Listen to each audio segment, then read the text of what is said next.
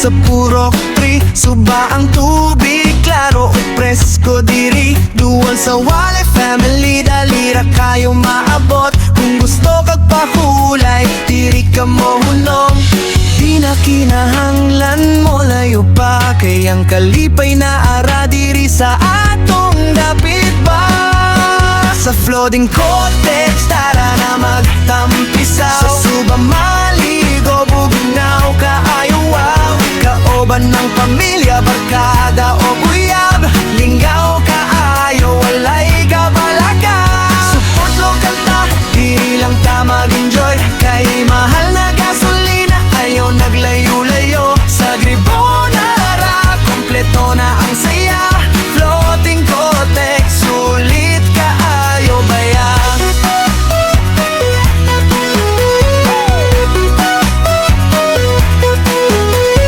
Hapit na mo, open over 9, pwede na magpabilin sa gabi. Chill lang tatanan, naapay activities nga ablihan puhon. Volleyball o lingaw tanan makaapil karon. Sa adlaw o gabi, perfect ang vibe. Katawa o bonding, walay makabit sa tribe. Dual ra barato pa, malingaw gid ka.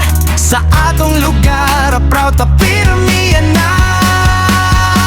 Sa floating cottage, tara na magtampisaw. Sa suba maligo, bugnaw kaayo wow. Kaoban ng pamilya, barkada o guyab, lingaw kaayo, walay kabalaka.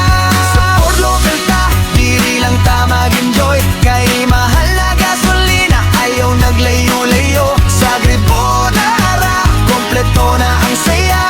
Floating cottage, sulit kaayo baya.